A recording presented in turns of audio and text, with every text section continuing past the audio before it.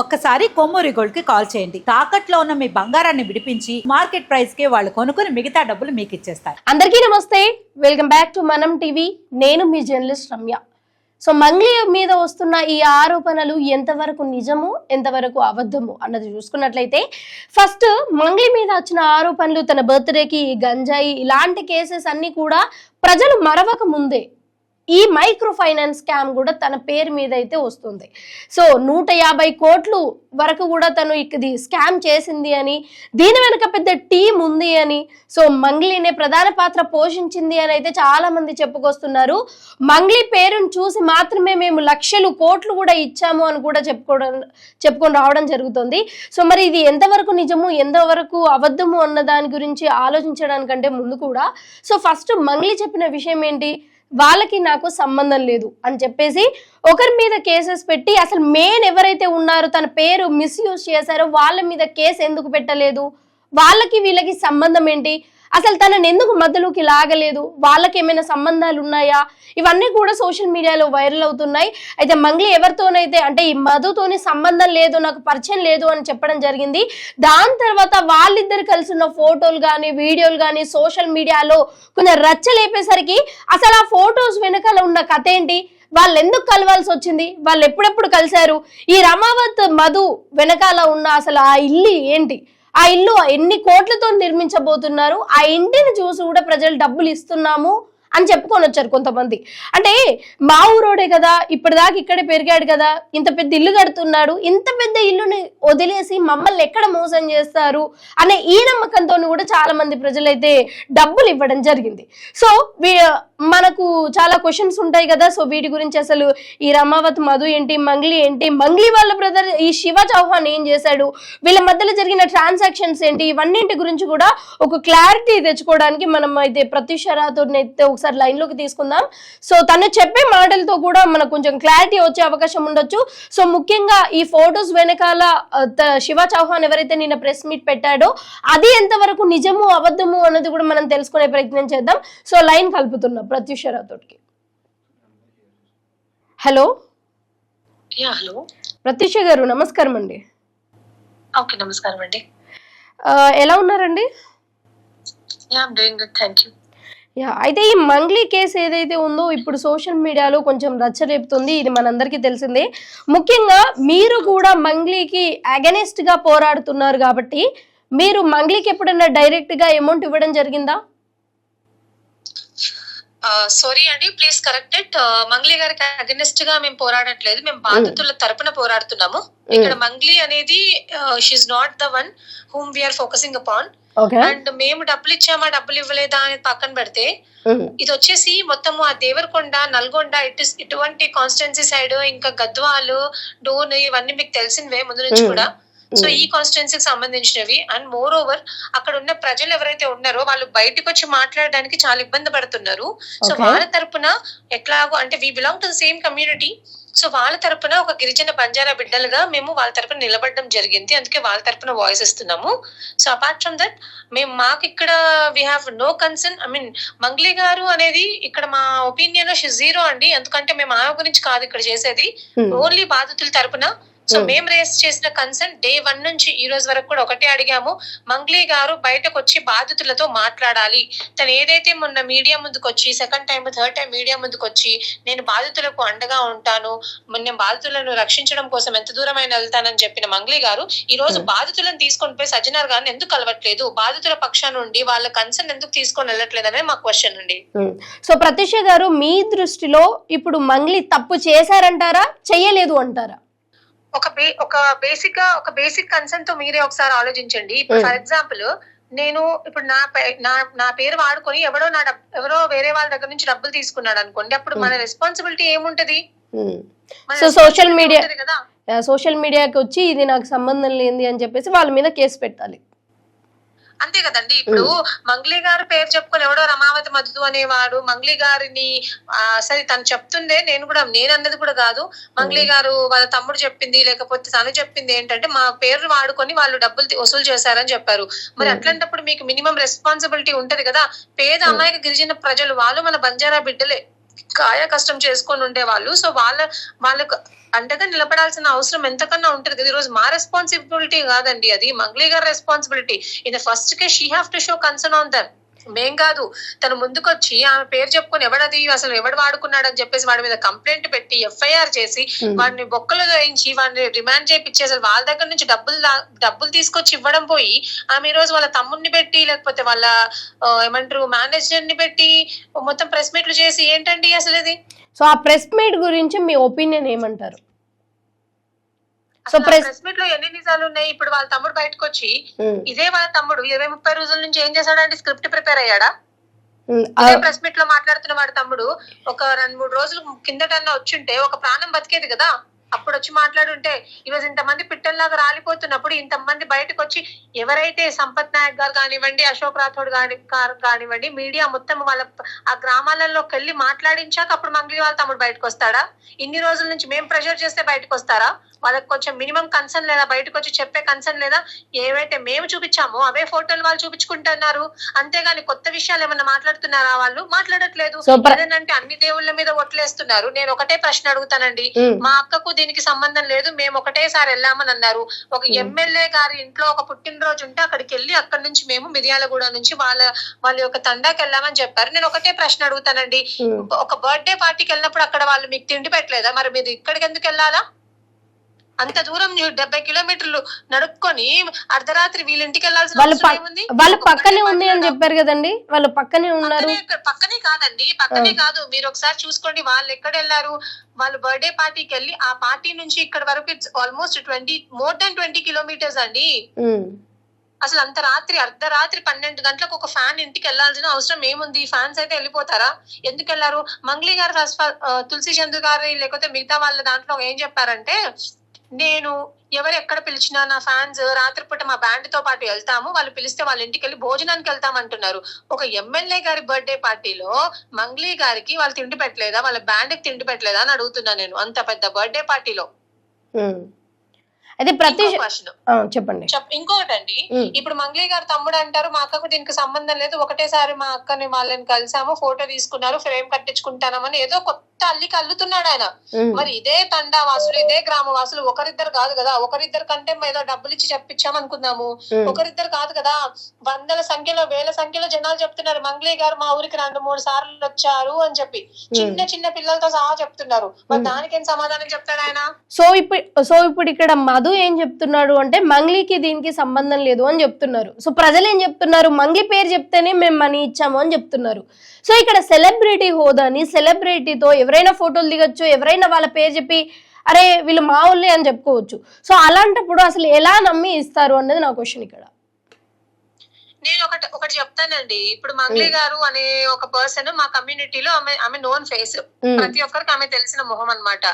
అయితే ఇప్పుడు మంగ్లీ గారు చెల్లెని పెళ్లి చేసుకుంటున్నాను ఆమెతో ఉన్న ఫోటోలు దిగి చూపించారు. వాళ్ళ తమ్ముడు కూడా తను వచ్చింది కదా, తను ఇప్పుడు తన తండాకు ఒక్కసారి కూడా రాకపోయింటే ఏమన్నా అయ్యేది.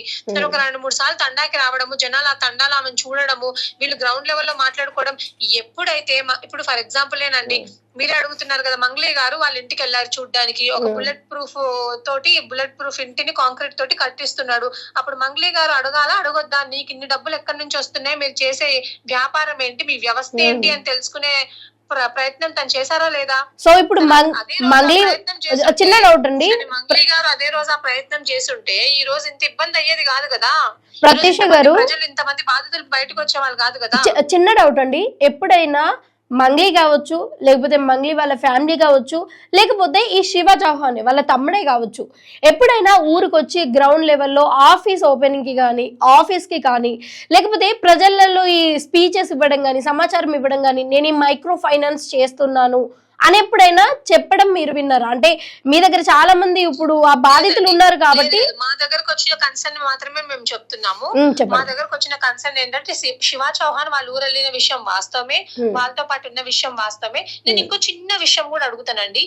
ఇప్పుడు ఒక్కసారి అంటే వాళ్ళు తెలియక పిలిచారని మనం వెళ్తాం అనుకోండి, ఓకే ఆయన అంటున్నాడు కదా వాళ్ళు పిలిస్తే నేను వెళ్ళాను, వాళ్ళు పిలిస్తే వాళ్ళు 10 సార్లు పిలిస్తే నువ్వు 10 సార్లు వెళ్ళావా? నీకు ఫస్ట్ టైం వాళ్ళు ఎవరో తెలియదు, నీకు తెలియని వాళ్ళతో నువ్వు సంబంధం పెట్టుకోవడం, తెలియని వాళ్ళతో మీరు ఇల్లు కూడా మీరు ఫ్లాట్ కూడా తెలియని వాళ్ళకి అమ్మేశారు. వాళ్ళు అన్నారు కదా వాసవిలో ఎక్కడో ఫ్లాట్ అమ్మేశామని చెప్పేసి. ఆ ఫ్లాట్ కి ₹1,20,00,000 ఏదో ఫ్లాట్ ఉంటే 20 లక్షలు ఇచ్చినప్పుడు మీరు తాళం ఎలా ఇచ్చారు? ఎవరైనా రిజిస్ట్రేషన్ చేసుకున్నాక ఇస్తారు కదా, మీరు ఎలా ఇచ్చేసారు? సో ఇప్పుడు వాళ్ళు చెప్తున్న సమాచారం ప్రకారం ఇక్కడ ఆన్సర్ ఏంటి అంటే, ఈ ఫ్లాట్ అమ్మే తరుణంలోనే మేము కొంచెం క్లోజ్ అయ్యాము, ఆ క్లోజ్నెస్ ని వాడుకొని మా పేరుని ఇలా బ్యాడ్ చేశారు అని చెప్తున్నారు. నేను ఒకటే అడుగుతానండి, నేను మీ మీడియా తరపున కూడా నేను వాళ్ళకు కూడా ఒకటే ప్రశ్న, మీ అక్క గారికి సరే సంబంధమే లేదనుకుందాం, దీంతో ఎటువంటి సంబంధం లేదు, మీకు మీ ఫ్యామిలీకి వీళ్ళెవరో కూడా తెలీదు, మీరు ఈ రోజు వచ్చి ఏదో మీడియా కూర్చొని మీడియా వాళ్ళ ప్రశ్నలు అడిగితే మీరు సమాధానం, వీళ్ళు మీడియా వాళ్ళ ప్రశ్నలు అడిగితే సమాధానం ఇవ్వరు, వీళ్ళకి కావాల్సిన వాళ్ళే పిలిపించుకొని అవన్నీ మీడియా వాళ్ళు సర్క్యులేట్ చేసుకోవాలి వీళ్ళని. ఈ రోజు నేనే వాళ్ళని సూటిగా ప్రశ్న అడుగుతున్నానండి, ఈ రోజు మీరు నష్టపోయినాం అంటున్నారు కదా, మీ దగ్గర నుంచి ₹1 పోలేదండి మీరు నష్టపోవడానికి. అమాయకమైన బాధితులు వీళ్ళు మీ పేరు వాడుకొని బాధితుల దగ్గర డబ్బులు తీసుకున్నప్పుడు మీకు ఎంతకైనా రెస్పాన్సిబిలిటీ ఉండదా? దీని ఒక సిబిఐని తీసుకోండి. ఈ రోజు ఎవరైతే మంగ్లీ గారు మినిస్టర్లకు లేకపోతే మిగతా నాయకులకు ఫోన్ చేసి కొన్ని మీడియా ఛానళ్లలో వాళ్ళ వీడియోలు వాళ్ళ ఆడియోలు డిలీట్ చేయించారు, ఓకే, నేను వాళ్ళ పేర్లు తీసుకోను, ఎవరా మినిస్టర్ అనేది ఎవరా పర్సన్ అని నేను చెప్పను. మీరు కొన్ని వీడియోలు చెప్పేది ఉంటే మీకు స్ట్రాంగ్ గా ఉంటది కదా పాయింట్, ఆ మినిస్టర్ ఎవరు ఏంటి లేదండి. ఎందుకంటే let me tell you, in the coming days అన్ని వస్తాయి. In the coming days complaint లెటర్లలో ఎవరెవరు ఇన్వాల్వ్ అయ్యి ఉన్నారు అన్ని వాళ్ళు చెప్తారు. ఆల్రెడీ మీకు సుబ్బు గారు చెప్పుంటారు. సో నేను ఒకటే అడుగుతున్నాను, మంగ్లీ గారు ఎటువంటి తప్పు చేయనప్పుడు ఆ వీడియోలు ఆ ఆడియోలు ఎందుకు డిలీట్ చేయించారు? ఇంకొకటి, మంగ్లీ గారు సుబ్బు గారిని పిలిపించి మాట్లాడాల్సిన అవసరం ఏముంది? ఏదంటే లీగల్ గా ఫైట్ చేయాలి కదా మీరు. సో మంగ్లీ గారు సుబ్బుని కాల్ చేసి ఏం మాట్లాడారు అంటే, వాళ్ళ ఇద్దరి మధ్యలో ఏమైనా డీల్ చెప్పుకున్నారా అంటే, అది నడవకపోయినా సరే? ఇప్పుడు సుబ్బారావు గారు బయటకు వచ్చి చెప్పిన విషయం ఏంటంటే, మంగ్లీ గారు నన్ను పిలిచి 2 కోట్లు ఆఫర్ చేశారు, కానీ నేను వద్దనుకున్నానని సుబ్బు గారు మనకు చెప్పారు, సుబ్బు అన్న. అయితే నేనేం అడుగుతున్నానంటే, అసలు ఒక ప్రాబ్లం వచ్చినప్పుడు మీరు డైరెక్ట్ గా కోర్టు త్రూ డీల్ చేయండి, లేకపోతే అప్పుడే మీ అడ్వకేట్ ని తీసుకొచ్చి మీరు ఏదో ఒకటి చేయండి. మీరు వాళ్ళని పిలిచి ఒక ఆఫీస్ కి పిలిచి, పూజారి గారు సంథింగ్ వాళ్ళ ఆఫీస్ కి పిలిచి అక్కడ కూర్చొని మీరు అక్కడ డీల్ చేయాల్సిన అవసరం ఏముంది? మీరు తప్పే చేయనప్పుడు ఈ రోజు వాళ్ళ తమ్ముడు అంటాడు, మా అక్క సెలబ్రిటీ కాబట్టి మా అక్క సెలబ్రిటీ స్టేటస్ కి భంగం కలుగుతుంది కాబట్టి 10 సార్లు ఫోన్ చేసింది ఆయనకి అని అంటున్నారు. 10 సార్లు ఫోన్ చేయాల్సిన అవసరం ఏముంది పోయి కంప్లైంట్ పెట్టియడానికి? సో ఒక కంప్లైంట్ రాసి పడేస్తే అయిపోయింది కదా, ఫోన్ చేయాలి. ప్రతీష గారు, ఒక చిన్న క్వశ్చన్ అండి మీకు. ఇప్పుడు ఈ లీగల్ పాయింట్ ఆఫ్ వ్యూలో ఏ రకంగా మీరు మంగ్లీని ఇందులో ప్రధాన పాత్రధారిగా ఉంది అని మనం ప్రూవ్ చేయగలమా? ఒకటి అండి, ఇక్కడ మంగ్లీ గారి ఇన్వాల్వ్మెంట్ ఉందా లేదా అనేది పక్కన పెడితే, only after connecting all these dots, మీకు మొన్న సంపత్ గారు కూడా ఒక మినిస్టర్ గారి మనవడిది కాల్ వినిపించారు, మీకు అది కూడా వినిపించారు. సో ఇవన్నీ కనెక్ట్ చేసుకోండి మీరే, మీకు అర్థమవుతుంది ఆమె ఇన్వాల్వ్మెంట్ ఉందా లేదా అని చెప్పేసి. ఈ రోజు ఇక్కడ తప్పించుకోవచ్చండి, కానీ భగవంతుడు మాత్రం తప్పించడు, అది గుర్తుపెట్టుకోవాలి. వీళ్ళు ఒక అమాయకమైన అసిస్టెంట్ క్యాషియర్ ఎవరైతే ఉన్నారో, క్యాషియర్ బయటకు వచ్చి నేను కళ్ళతో చూసాను, నేను నా చేతులతో ఇచ్చాను, కావాలంటే ఏ భగవంతుడి మీద ప్రమాణం ఏమన్నా నేను వేస్తాను, నేను అబద్ధం చెప్పట్లేదు, నేను అబద్ధం చెప్పుంటే నా డబ్బులు మీతోనే ఉంచుకోండి అని అంటున్నాడు. అట్లాంటిది వీళ్ళు మాకు తెలియదా క్యాషియర్ ఎవరు అని అంటున్నారు. ఇక్కడ మీరు అర్థం చేసుకోండి, అమాయకమైన బాధితుడు అండి. నిజంగా నీకు క్యాషియర్ తెలియదా? ఆయన మీద కంప్లైంట్ ఇవ్వు. కాషియర్ అంటే మధు వాళ్ళ assistant right person. yes, Ramavath Ramesh అనే పర్సన్ నీకు తెలియకపోతే నువ్వు ఆయన మీద కంప్లైంట్ ఇవ్వు. ఎందుకు ఇవ్వట్లేదు కంప్లైంట్? సో ఇప్పుడు అతను కూడా చాలా క్లారిటీగా చెప్తున్నాడు మంగ్లీకి సంబంధం ఉంది అని. బట్ చెప్తున్నాను కదండి, ఆయన క్లారిటీగానే ఉన్నాడు. నిజంగా నేను తప్పు చేస్తుంటే నా డబ్బులు మీతోనే పెట్టుకోండి అని కూడా అన్నారు. బట్ ఏ విధంగా అక్కడ సంబంధం ఉంది అని మెన్షన్ చేస్తున్నారు, బట్ ఏ విధంగా సంబంధం ఉంది? ఇప్పుడు మంగ్లీ గారు ఏమన్నారు, మంగ్లీ గారు నాకు అసలు సంబంధమే లేదన్నారు. వాళ్ళ తమ్ముడు వచ్చి నాకు అసలు క్యాషియర్ ఎవరో తెలియదు, నాకు జ్వరం వస్తుంటే నేను పోయాను అని అన్నారు. ఇదంతా వాళ్ళ తమ్ముడు కూడా ఒక స్క్రిప్ట్ రాసుకొని వచ్చి బయట జనాల ముందు బాగానే మాట్లాడాడు, బాగానే కవర్ చేసినారు. అది మరి నిజాలు బయటకు వస్తాయి. ఎందుకంటే ఇప్పుడు ఒక్కరిని భయపెట్టినంత మాత్రాన ఇంకొకరిని భయపెట్టినంత మాత్రాన నిజాలు అనేవి అబద్ధాలు అయిపోవు. సో ఇప్పుడు మీరు ఏం చెప్తున్నారండి, ఇదంతా స్క్రిప్టెడ్ అంటారా? చెప్తానండి, నేను ఇప్పుడు కూడా ఒకటే చెప్తున్నాను. యావత్ తెలంగాణ ప్రజలను ప్రతి ఒక్కరిని నేను ఒకటే రిక్వెస్ట్ చేస్తున్నాను. ఏంటిదంటే ఇప్పుడు ఎవరైతే అక్కడ పని చేసుకొని బతుకుతున్నారో వాళ్ళు పని చేయకపోతే మన కడుపులు నిజంగా నిండవండి. అందులో చాలా మంది ఆటో డ్రైవర్లు ఉన్నారు, చాలా మంది కూలీనాలు చేసుకునే వాళ్ళు ఉన్నారు, చాలా మంది వ్యవసాయం చేసుకునే వాళ్ళు ఉన్నారు. ప్రతి ఒక్కరు, నేను ఒకటే రిక్వెస్ట్ చేసుకుంటున్నాను, ప్రతి ఒక్కరు ముందుకొచ్చి ఎవరైతే సంపత్ నాయక్ గారు కానివ్వండి, అశోక్ గారు కానివ్వండి, వాట్ దే ఆర్ డూయింగ్ అనే దాన్ని ఈ పర్పస్ కి వాళ్ళు సపోర్ట్ చేయాల్సిందిగా నేను కోరుకుంటున్నాను. అండ్ మోర్ ఓవర్ ఇది ఇక్కడితో ఆగేది కాదండి. డెఫినెట్ గా వాళ్ళకి జస్టిస్ జరిగే వరకు పోరాడుతూనే ఉంటాము, పోరాడతాం కూడా. మా main concern, our concern is not about Mangli or someone else. Our only concern is about the victims. So we are fighting for the victims. చాలా మంది బాధితులు ఇప్పుడు మీ దగ్గర ఉన్నారు, మీతో మాట్లాడుతున్నారు, మీరు ప్రత్యక్షంగా వాళ్ళ ప్రాబ్లమ్ ని సాల్వ్ చేయాలి అని ట్రై చేస్తున్నారు. సో ఎప్పుడైనా ఎవరైనా అంటే మంగ్లీ పేరు చెప్పే మనీ తీసుకునే ప్రయత్నం చేస్తే, ఈ మధు కానీ లేకపోతే ఇంకెవరైనా కానీ, సో వాళ్ళతో ఎప్పుడైనా మంగ్లీ మాట్లాడిందా, నేనే చేస్తున్నాను ఈ మైక్రో ఫైనాన్స్ అండ్ ఆల్ అని? అలా మాట్లాడలేదండి తను. కాకపోతే మంగ్లీ గారికి నిజంగా రమావతి మధు అనే పర్సన్ ఏమన్నది తను నాకు తెలియదు అన్నది. మరి తెలియనప్పుడు ఆమె ఫోన్ లో నెంబర్ ఎలా వస్తుంది, ఆమె ఫోన్ నుంచి డైరెక్ట్ ఫోన్ ఎలా పోతుంది? వీళ్ళు, నేను అదే చెప్తున్నాను కదండి, మంగ్లీ గారు ఏమన్నారు, నా బర్త్డే కి నేను only near and dear friends ని మాత్రమే పిలిచాను అని అన్నారు. మరి వాళ్ళు కూడా నియర్ అండ్ డియర్ ఫ్రెండ్సా? మరి నాకు తెలియదు వాళ్ళు ఎందుకు వచ్చారనేది. నేను అదే చెప్తున్నాను కదండి, I'm requesting your media also to focus on the victims, not about this Mangli. ఎందుకంటే మంగ్లీ గారి గురించి ఫోకస్ చేస్తే మనకు వచ్చేది ఏం లేదు. ఇప్పుడు కూడా నేను వాళ్ళ తమ్ముడు మాట్లాడినవి కూడా అవి ప్రజలే కొట్టిపడేస్తున్నారు, కాదు. ఎందుకంటే ప్రత్యూష గారు ఒక్క 1 minute అండి. ఇప్పుడు మీరు డైరెక్ట్ గా ఏం చెప్పాలనుకుంటున్నారు? ఇప్పుడు ఏదైతే శివ చౌహాన్ వచ్చి ప్రెస్ మీట్ లో మాట్లాడాడో అదంతా కూడా స్క్రిప్టెడే, ఆయన మంగ్లీ డైరెక్ట్ గాను ఇండైరెక్ట్ గాను ఇన్వాల్వ్మెంట్ ఉంది అని చెప్తున్నారా? సీరియస్లీ ఇట్స్ స్క్రిప్టెడ్ అని అంటాను. ఎందుకంటే శివ చౌహాన్ రావాలనుకుంటే ఎప్పుడు రావాలి? ఈ 10 days 15 days లో వచ్చి మాట్లాడాల్సింది. కానీ మొన్న ఎవరో చనిపోతేను, మొన్న గ్రామాలకు వెళ్ళి మేము అన్ని చేశాక ఆయన బయటకు రావడం, బయటకు వచ్చి మా అక్క మీద ఆరోపణలు జరుగుతున్నాయి, కరెక్ట్ కాదు అని ఆయన చెప్పడం, ఇది తప్పు. ఆయన ఏం చెప్పాలి? రమావతి మధు మీద మేము కేసు పెట్టాము, ఈ కేసు ఇలా ఉంది, మేము డబ్బులు ఎలాగైనా ఇప్పిస్తాము అని చెప్పాలి. ఈ రోజు ఇదే నేను ఒకటే చెప్తున్నానండి, వీళ్ళ ఇన్వాల్వ్మెంట్ నిజంగా లేకపోయి ఉంటే వై దే వర్ సైలెంట్? ఇప్పటి వరకు ఎందుకు మంగ్లీ గారు బాధితుల తరపున ఒక సీనియర్ అడ్వకేట్ ఎందుకు పెట్టలేకపోతున్నారు? ఎందుకు కోర్టులో కేసెస్ ని ఫైల్ చేపించి ఎందుకు చేయలేకపోతున్నారు? నేను అదే అడుగుతున్నా. నేను from your platform I'm requesting the current government, మన చీఫ్ మినిస్టర్ రేవంత్ రెడ్డి గారు, నేను ఒకటే కోరుకుంటున్నానండి, ఏదైతే 10% మా ఎస్టీ ఓట్ బ్యాంక్స్ ఉన్నాయో మా వాళ్ళని కాపాడాలి. పిట్టల్లాగా రాలిపోతున్నారు, వాళ్ళు చనిపోతున్నారు. వాళ్ళ దాంట్లో ఎవరైతే కాంగ్రెస్ పార్టీలో ఉండే ఎమ్మెల్యేలు కానివ్వండి, అపోజిషన్ లో ఉండే ఎమ్మెల్యేలు కానివ్వండి, కాంగ్రెస్ లో ఉండే వాళ్ళు కానివ్వండి, మా గిరిజన నాయకులు కానివ్వండి, ప్రతి ఒక్కరు ముందుకొచ్చి ఈ బాధితులను ఆదుకోవాలి. ఎంతసేపు ఇక్కడ జరుగుతున్నది కళ్ళకు కనిపించినా కూడా ఏమీ కనిపించినట్టు ప్రవర్తించడం మాత్రం అస్సలు మంచిది కాదు. రేపొద్దున వీళ్ళు అంటున్నారండి, రేపొద్దున ఎవరైనా మమ్మల్ని వచ్చి ఓటు అడిగినప్పుడు మేము మాట్లాడతాము అని అంటున్నారు. ఒక్కరు కాదు, ఇద్దరు కాదు, 1000 మంది నష్టపోతున్నారు ఇక్కడ. ఆ 1000 మంది గురించి ప్రభుత్వం ఆలోచించాల్సిందిగా నేను కోరుకుంటున్నాను. సో ప్రత్యూష గారు, ఇంతకు ముందు మీరు ఒక మాట మాట్లాడారు కదా, ఈ రమావతి మధుకి ఉన్న మంగ్లీ వాళ్ళ సిస్టర్ కి మ్యారేజ్ సంథింగ్ కనెక్షన్ ఉంది, వీళ్ళు మేబీ పెళ్లి చేసుకోవచ్చు అని. సో మంగ్లీకి ఈ అనుబంధమే ఒకటి ఉందా, ఈ రిలేషన్ మాత్రమే ఉందా, లేకపోతే ఈ ఇల్లీగల్ ట్రాన్సాక్షన్స్ లో కూడా పాలు పంచుకున్నారు అని మీరు అంటున్నారా? బేసికల్ గా నేను ఎక్కడ కూడా మంగ్లీ వాళ్ళ సిస్టర్ గురించి నేను కమెంట్ చేయలేదు. కాకపోతే ఇవి నేను చెప్పింది కాదు, ఎవరైతే ఆ గ్రామస్తులు ఉన్నారో వాళ్ళు, మీరు వెళ్ళి చూసారు కదా, మీరు మీడియాలలో మాట్లాడారు, మీరు వెళ్ళి చూసారు. సో వాళ్ళు చెప్పేది ఏంటంటే వాళ్ళ సిస్టర్ కి వీళ్ళకు సమ్ ఎంగేజ్మెంట్ ఏదో జరిగింది, ఏదో జరగబోతుంది అని వాళ్ళు చెప్తేనే మాకు కూడా తెలుసు. ఎందుకంటే గ్రామస్తులు చెప్పారు కాబట్టి, అంతమంది చెప్తున్నారు కాబట్టి, ఈవెన్ వీ డోంట్ నో ఎంతవరకు కరెక్టో ఎంతవరకు రాంగో మాకైతే తెలియదు. ఒకవేళ అలాంటిది ఏదన్నా ఉన్నా కూడా నేను ఒకటే క్వశ్చన్ చేస్తాను. ఇప్పుడు మన ఇంటి ఆడబిడ్డని ఒకరింటికి ఇస్తున్నామంటే వాళ్ళు ఎక్కడి నుంచి సంపాదిస్తున్నారు, ఏం చేస్తున్నారు, వాడి ప్రొఫెషన్ ఏంటని అన్ని తెలుసుకుంటాం. So sorry to interrupt, but ఒక చిన్న క్వశ్చన్ అండి. మీరు ఇప్పుడు అన్న మాటకే నేను ఎక్కడ కూడా మంగ్లీకి గానీ లేకపోతే అలా మోసం చేసిన మదికి గానీ సపోర్ట్ చేయట్లేదు.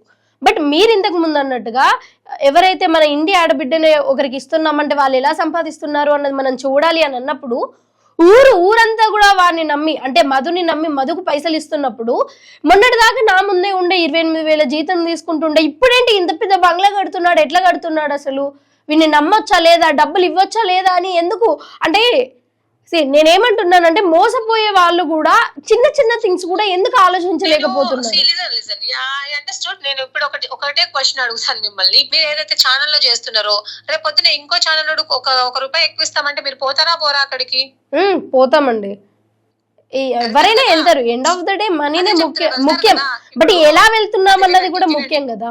ఇప్పుడు అదే చెప్తున్నా, ఇప్పుడు మన ముందు కనిపించేటోడు నార్మల్ గా మన ముందు రోజు కనిపించేవాడు వచ్చి నేను అక్కడ ఇంత ఇన్వెస్ట్మెంట్ చేసిన, ఇక్కడ ఇంత ఇన్వెస్ట్మెంట్ చేసిన, నాకు అదొచ్చింది ఇదొచ్చింది, అమ్మ పెద్దమ్మ నువ్వు ఎందుకు ఎన్ని రోజులు బాధపడతావు, నువ్వు నీతో ఉన్న పైసలు తీసుకొని రా, నేను సిమెంట్ ఫ్యాక్టరీ కొంటా, లేకపోతే అక్కడ కొంటా ఇక్కడ కొంటా, నీకు ల్యాండ్ వస్తుంది, నీకు పైసలు వస్తాయి అని చెప్పినప్పుడు ఏ మనిషికైనా ఆశ ఉంటది. ఏ మనిషి అని, ఎందుకంటే వాళ్ళు కూడా పెద్ద పైసలు ఉన్నోళ్ళు కాదు, వాళ్ళ ఉన్న భూమిలు గీమిలు అన్ని అమ్మేసి వాళ్ళకి ఇచ్చారు. ఇప్పుడు ప్రతి ఇంట్లో ఇప్పుడు మీకు చూసినట్టయితే ప్రతి ఇంట్లో 2-3 ఆడపిల్లలు ఉంటారండి, వాళ్ళకి పెళ్లిళ్ళు చేయాలా, వాళ్ళకు ఇప్పుడు ఏ జాబ్ ఉండదు. జాబ్ లేనప్పుడు వ్యవసాయం చేసుకునే వాళ్ళకి ఎట్లుంటది చెప్పండి. మనిషికి ఆశ ఉండడం అనేది చాలా సహజము, వాళ్ళు ఆశ పడడంలో తప్పు లేదు. అట్లని వాళ్ళు ఎవరిని మోసం చేయలేదు, వాళ్ళు మోసం చేసింది ఏమీ లేదు, వాళ్ళు కేవలం వాళ్ళ దగ్గర ఉన్న డబ్బులు ఇచ్చారు. ఇప్పుడు కూడా వాళ్ళు ఏమడుగుతున్నారు, మేము ఇచ్చిన డబ్బులు మాకు ఇవ్వండి అంటారు, నీ బెనిఫిట్ మాకేం అక్కర్లా, మేము ఒకవేళ మేము 10 లక్షలు ఇస్తే మా 10 లక్షలు మాకు ఇచ్చే, నువ్వు 10 లక్షలు నువ్వు ఇంట్రెస్ట్ ఇవ్వకు, నువ్వు వడ్డీ ఇవ్వకు, ఏం అవసరం, మా 10 లక్షలు మాకు ఇచ్చేస్తే మా పిల్లల పెళ్లి చేసుకుంటాం అంటున్నారు. అర్థమైందా మీకు? అంటే మనిషికి ఆశతో ఇచ్చారంటారు అంతేనా? మనిషికి చిన్న ఆశ ఉండడం తప్పు కాదు కదండి. ఇప్పుడు ఎన్ని రోజులు అని చెప్పేసి గుడిసెలన్నీ వాళ్ళ బతుకులు ఉండాలి చెప్పండి. మన ముందు పెరిగినోడు, మన ముందున్నోడు వాడు మంచిగా సెటిల్ అయినాడు అన్నప్పుడు మనం కూడా కొన్ని డబ్బులు ఇన్వెస్ట్ చేస్తే నిజంగా మన జీవితం కూడా బాగుపడుతుందేమో. ఎన్ని రోజులని మనం ఇదే తండాలలా ఇదే మన్రేగా పనులు చేసుకుంటా ఇదే కూలి పనులు చేసుకుంటా ఉంటాం. మనం కూడా ఎవరికైనా ఉంటది, 1 రూపాయి వస్తుంది అన్నప్పుడు ఎవరికైనా ఆశ అనేది ఉంటది. మీరు ఇప్పుడు మనం చచ్చినప్పుడు తీసుకొని పోయేదైతే కాదు అవి, కాకపోతే మన జీవితం బాగుపడుతుంది, మన వే ఆఫ్ లివింగ్ మంచిగా ఉంటది, మన కాస్ట్ ఆఫ్ లివింగ్ ఏదైతే ఉంది ఇప్పుడు ఉన్న ఇన్ఫ్లేషన్ కి మనకు సరిగ్గా సంపాదించుకోకపోతే ఎట్లా చెప్పండి. సో ఇన్ దాట్ కేస్ వాళ్ళు చేసిన తప్పు కూడా ఏం లేదు, వాళ్ళు ఇచ్చారు, వాళ్ళతో రిసిప్ట్లు ఉన్నాయి, అన్ని ఉన్నాయి. సో ఒక చిన్న డౌట్ అండి, కాదు వాళ్ళ వేరే దగ్గర వాళ్ళ పక్కన ఉండే ఊర్లలో వాళ్ళ చుట్టాల దగ్గర నుంచి కూడా తెచ్చి ఇచ్చారు వాళ్ళు. Because they wanted to, they don't see not only alone, they don't want to get benefited. What they thought is ఎవరైతే మా ఫ్యామిలీ ఉన్నారో మా అందరి ఫ్యామిలీ బెనిఫిట్ అవుతాయి దీని వల్ల అని మాత్రమే అనుకున్నారు వాళ్ళు. There is no mistake from their end. సరే అర్థమవుతుందండి. ఇప్పుడు బాధితులు ఎవరైతే ఉన్నారో కొంచెం డబ్బు సంపాదించుకోవాలి అన్న ఆశ, చిన్న ఆశతోని డబ్బులు పెట్టారు అని చెప్తున్నారు, రైట్? అంతేనా? సో అయితే ఇప్పుడు ఈ బాధితులు తరపున మీరు ఉన్నారు కాబట్టి, ఇన్ని రోజులు ట్రావెల్ చేశారు కాబట్టి, సో బాధితుల దగ్గర ఏమైనా ప్రూఫ్స్ ఉన్నా కానీ మీకు చూపించే ప్రయత్నం చేశారు కదా. అయితే సోషల్ మీడియాలో ఒక నిమిషం సోషల్ మీడియాలో 1 కోటి 2 కోట్లు 10 కోట్లు ఇట్లా ఇచ్చాను అని చెప్తున్నారు. బట్ రియల్ గా బాధితులు మీ దగ్గర ఉన్నారు కాబట్టి, మీకు అన్ని ప్రూఫ్స్ చూపిస్తున్నారు కాబట్టి, మీ దగ్గర ఉన్న దాంట్లో తక్కువ అమౌంట్ లో ఎంత ఇచ్చారు అండ్ పెద్ద ఎత్తున ఇచ్చిన ఆ బాధితులు ఎవరు అండ్ ఎంత ఇచ్చారు? బేసికల్ గా ఒక 40 lakhs 50 lakhs ఇచ్చిన వాళ్ళు కూడా ఉన్నారు, క్రోర్స్ లలో 4 crores 5 crores 6 crores ఇట్లా కూడా ఇచ్చిన వాళ్ళు. అంటే బాధితులు మీ దగ్గర ఉన్న వాళ్ళు మీకు చెప్పిన వాళ్ళు. మీరు మొన్న వెళ్ళారు కదండి, మొన్న మీ మీడియా ఛానల్స్ అన్ని వెళ్ళి వాళ్ళ దగ్గర ఉన్న ప్రామిసరీ నోట్లు, వాళ్ళ దగ్గర ఉన్న చెక్కులు, వాళ్ళ దగ్గర ఉన్న ఆన్లైన్ ట్రాన్సాక్షన్లు ప్రతిదీ వాళ్ళు చూసారు కదా. ఇప్పుడు మేము చెప్తే ఏదన్నా అనుకోవచ్చు, కానీ వాళ్ళ నోటితో వాళ్ళు చెప్తున్నారు కదా, వాళ్ళతో అన్ని ఉన్నాయి. వాళ్ళ ఇల్లు ఇప్పుడు వాళ్ళ ఇంటి పత్రాలు, వాళ్ళ ఇంటి పేపర్స్ పెట్టి మరి వాళ్ళు డబ్బులు తెచ్చుకున్నారు. వాళ్ళేదో ఇప్పుడు వాళ్ళ బాధితులు కదా అన్ని పైసలు ఎక్కడి నుంచి వచ్చినాయని మీరు అనుకుంటున్నారు. అక్కడ ఉన్న ఏరియాలో వాళ్ళ ల్యాండ్ అమ్మేశారు, వాళ్ళ ఇంటి పత్రాలు పెట్టి తీసుకొచ్చినారు, వాళ్ళ గోల్డ్ అమ్మేసారు, ప్రతిదీ వాళ్ళ దగ్గర ఉండేవన్నీ ఆవులు గీవులు ప్రతిదీ అమ్మి నిజంగానే బాగుపడతామేమో ఇప్పుడు ఇస్తూ వెళ్ళారండి వాళ్ళు. అంతే అక్కడ జరిగింది. ఇంకొకటి వాళ్ళొక్కరితోటే కాదు ఇది, వాళ్ళ చుట్టుపక్కల వాళ్ళ చుట్టాలతో ఒకరితో 10 లక్షలు, ఇంకొకరితో 5 లక్షలు, ఇంకొకరితో 10 లక్షలు అట్లా సమకూర్చి వాళ్ళు ఇచ్చారు. ఇంకెందులో ఏజెంట్స్ కూడా ఉన్నారు. ఏజెంట్స్ ఒక ఏజెంట్ కింద కనీసం ఒక 20-30 మంది ఉన్నారు అనుకోండి. అలా వాళ్ళు కలెక్ట్ చేసిన అమౌంట్ కోట్లలో ఉంది. ఓవరాల్ గా మీరు మంగ్లీకి గానీ లేకపోతే ఆ ప్రెస్ మీట్ పెట్టిన శివ చౌహాన్ కి గానీ ఒక క్వశ్చన్ గానీ లేకపోతే ఒకటి చెప్పాలి అంటే గానీ ఏం చెప్పాలనుకుంటున్నారు అది చెప్పండి. నేను ఒకటే చెప్తున్నానండి, అలిగేషన్ వచ్చింది ఇప్పుడు అలిగేషన్ ఏదైతే వస్తుందో మేము ఏం రిక్వెస్ట్ చేయట్లేదు. వాళ్ళ సిస్టర్ ని కూడా ఏమంటున్నామంటే మీరు బయటకు వచ్చి మీకు సంబంధం లేదని మీరు అంటున్నారు, మరి క్యాషియర్ ఇలా మాట్లాడుతున్నారు, అకౌంటెంట్ ఇలా చెప్తున్నారు, అండ్ మోర్ ఓవర్ గ్రామస్తులు అందరూ ఇదే మాట అంటున్నారు. మీరు 3 సార్లు వాళ్ళ ఊరికి వెళ్ళామని చెప్పేసి, తనేమో నేను నాకేం సంబంధం లేదు అని వాళ్ళ తమ్ముడితో వాళ్ళ మేనేజర్ తో చెప్పిస్తున్నారు. ఏదన్నా అంటే లీగల్ నోటీసులు పంపిస్తామంటున్నారు. పంపించుకోండి, లీగల్ నోటీసులు ఎవరికి పంపిస్తారు, ఎంతమందికి పంపిస్తారు? ఊరు మొత్తానికి లీగల్ నోటీస్ పంపిస్తారా మీరు? ప్రతి మీడియా ఛానల్ కి లీగల్ నోటీస్ పంపిస్తారా మీరు ఎవరైతే మిమ్మల్ని ప్రశ్నిస్తే? నేను రోజు ఒకటే అడుగుతున్నానండి, మంగ్లీ గారు వాళ్ళ తమ్ముడు ఇదంతా this is of no use talking to them. talking to them is of no use. If she really wanted to do something for the sake of victims, నేను ఒకటే అడుగుతున్నాను, మీరు బాధితులకు ఏదైనా చేయాలనుకుంటే మాతో పాటు కలిసి నడవండి, మాతో పాటు మీరు కూడా వస్తానంటే రండి, we welcome you, welcoming you. Okay అండి, thank you Prathyusha garu. Thank you. So చూస్తున్నారు కదా, ప్రత్యూష గారు చెప్పేది ఒకటే, మంగ్లీ తప్పు చేసిందనో తప్పు చేయలేదు అనో తను క్లారిటీగా చెప్పట్లేదు. బట్ విక్టిమ్స్ తరపున తనకింట నేనున్నాను అని మాట చెప్పడం కాదు, బయటికి రావాలి, గ్రౌండ్ లెవెల్లో విక్టిమ్స్ ఎవరో తెలుసుకోవాలి, వాళ్ళ కోసం పోరాడాలి. అలాగే తనకు పెద్ద పెద్ద మినిస్టర్లు, ఎమ్మెల్యేలు తెలిసినప్పుడు ఒక హై ప్రొఫైల్ లాయర్ని ఎందుకు విక్టిమ్స్ తరపున పెట్టలేకపోతుంది? అండ్ రమావతి మధుకి మంగ్లీకి సంబంధం లేకపోతే ఎందుకు ముందే మధు మీద కూడా పోలీస్ కేసు పెట్టలేదు? ముందెందుకు తెలియదు అని చెప్పారు, దాని తర్వాత ఎందుకు వాళ్ళ ఇంటికి తరచుగా వెళ్ళడం ఇవన్నీ జరిగింది అని తన తరపున అయితే పాయింట్ రేస్ చేయడం జరుగుతుంది. అండ్ ఓవరాల్ గా అసలు మీకేమనిపించింది? నిన్న శివ చౌహాన్ ఏదైతే ప్రెస్ మీట్ లో పెట్టాడో, అంటే ఏవైతే ఆ ఫోటోల వెనుక బ్యాక్ ఎండ్ స్టోరీ చెప్పాడో అది నిజం అనుకుంటున్నారా కాదా అన్నది కూడా కింద కామెంట్ సెక్షన్ లో కామెంట్ చేయండి.